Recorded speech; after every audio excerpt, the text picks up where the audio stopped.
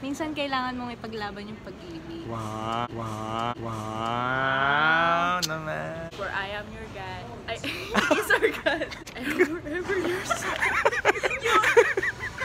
Forever by your side. Kanta na yun. I am with you. Forever.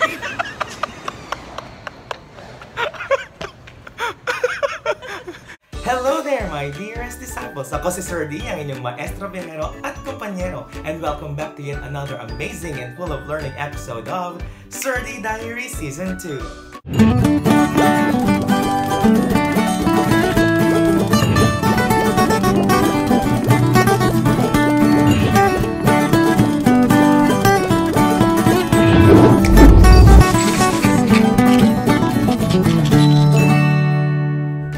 Okay, dahil ang February ay buwan ng pag-ibig, nais kong magbahagi sa inyo ng isang serye patungkol dito na tinatawag nating Feb-Ibig Series. Now, these are videos about love. Yes, my dearest disciples, usapang pag-ibig ito. Kaya naman, huwag na natin patagalin pa. For the first part of the series, narito, panoorin natin lahat.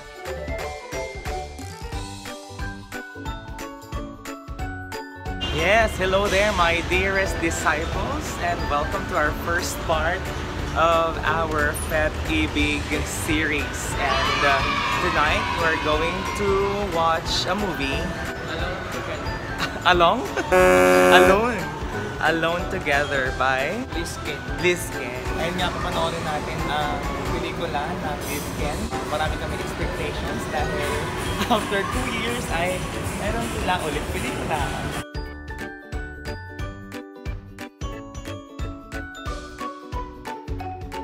I think this is another one-of-a-kind movie of Lizken.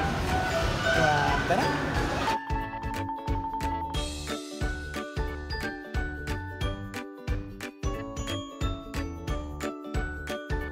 Okay, so here are our tickets for the Lizken's Alone Together. Hindi kami nakakuha no mas maagang time kasi fully booked na daw. Kaya buti na lang meron pa kaming space for 10 p.m. Kaya we've decided to have or to take our dinner first. Ngayon, at this point in time, mag-set muna tayo ng expectations. It's also good to set expectations kasi nga, in the first place, Lizken, I've known them for a while. Kala mo naman magka-close kami.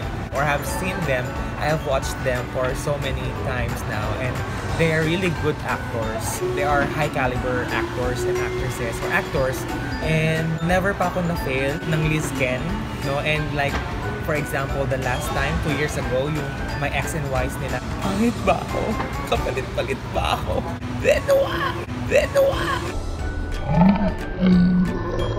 Ngayon, my expectation is of course mas nag-level up sila.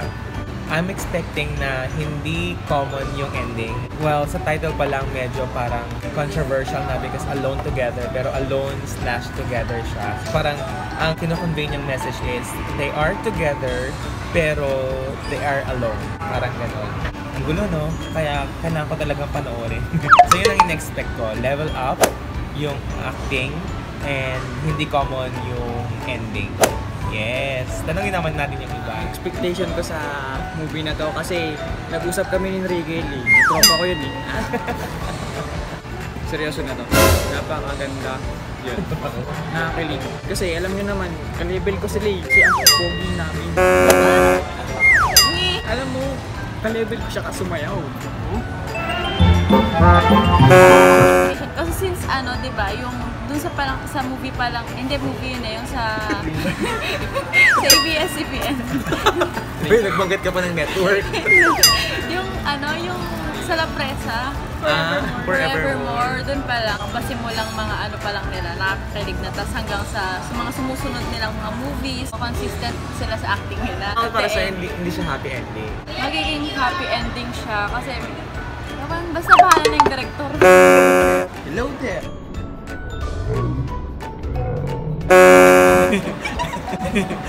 Siyempre, magiging masaya. Yung galing nila Lizken ay walang pagbabago. Kundi nag-level up pa. Kasi simula, tinututukan na namin yung mga movie nila. Kikiligin kami. Yes. Magiging masaya, luluha, Lahat na siguro. Number 1, syempre,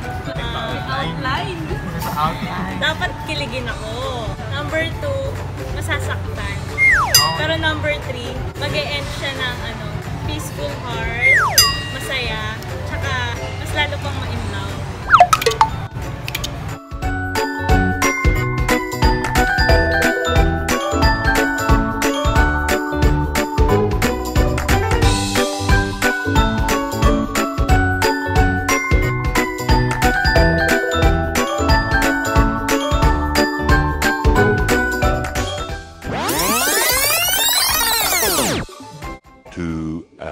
Later.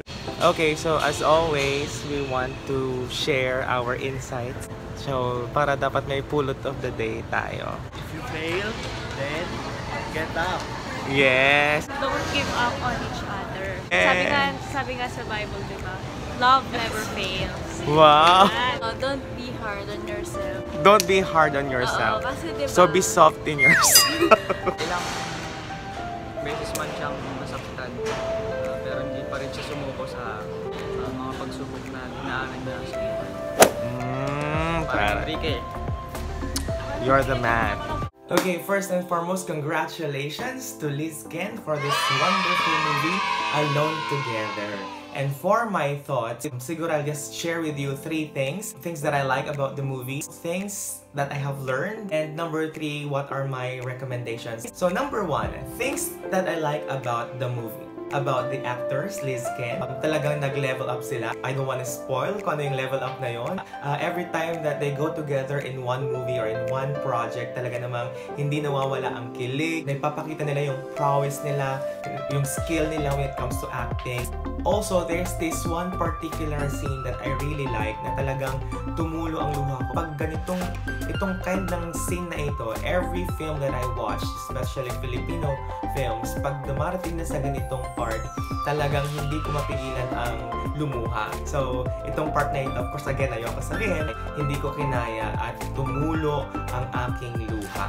I also love the fact that in this film, I showcase yung talents ng mga Filipino. I want the theme of embracing our identity as Filipinos, and that our identity is worth celebrating and worth showcasing to the world. So with that particular theme in mind, ay saludo ako sa mga bumubuo ng pelikulang ito.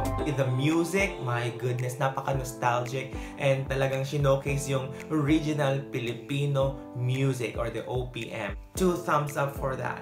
Pangalawa naman ay the things that I have learned in this particular film. Number 1, I was reminded that life really is full of choices and decisions, and sometimes you really have to decide, and that we have to stand firm on that decision or on those decisions in life.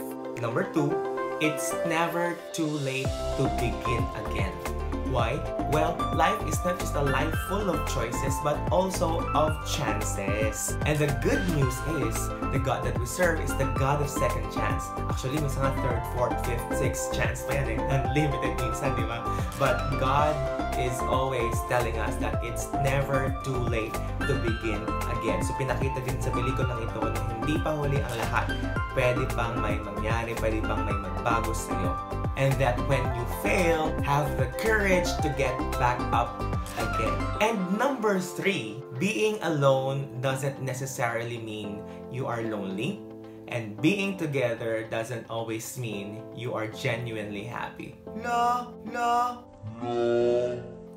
But regardless of whether you are alone or you are together, remember that we are commanded to love. You see, life is all about relationships, my dearest disciples. Your relationship with the Lord, your relationship with yourself, and your relationship with other people. So if you want a fulfilled life, check your relationships on those areas and be committed to excel on them.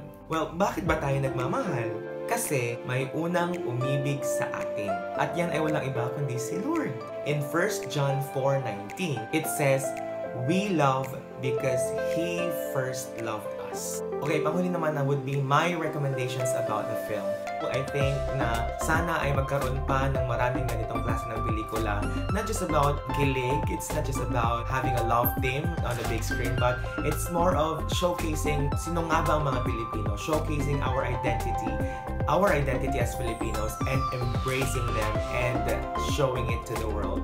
So that's it. Let's celebrate love not only this day or this month, but every day of our lives. In short, #live to love.